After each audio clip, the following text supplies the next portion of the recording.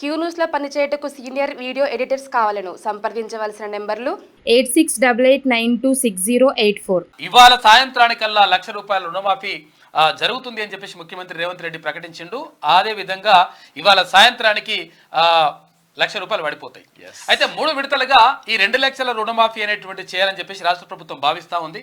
అందులో భాగంగా మొదటగా ఇవాళ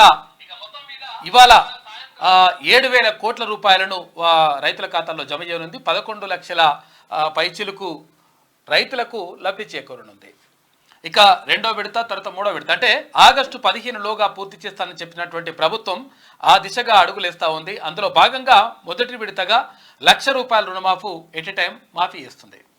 గత సర్కారు చెప్పింది మొత్తం కూడా పక్కకు పెట్టేసింది. తర్వాత కేసీఆర్ కాక లాస్ట్కి వస్తే ఏం చేసిండు, 5 ఏళ్ళ దాకా ఆగిండు. ఎలక్షన్ల ముందరకు వచ్చిన తర్వాత అది చేస్తానన్నాడు. అయితే అప్పుడు ఏమైందంటే ఆ ₹1,00,000 ఉన్నాయి, 2,50,000 అయింది అప్పుడుగా. అట్లా చాలామంది నష్టపోయినారు. కాకపోతే ఏంటంటే ఇప్పుడు ప్రభుత్వం చెప్పింది చెప్పినట్టుగానే ఆ దిశగా అడుగులేస్తూ ఉంది. అందులో భాగంగానే ఇవాళ సాయంత్రానికి ₹1,00,000 రుణమాఫీ, ₹1,00,000 వరకు ఉన్నటువంటి రుణాలన్నీ కూడా మాఫీ చేస్తూ నిర్ణయం తీసుకుంది.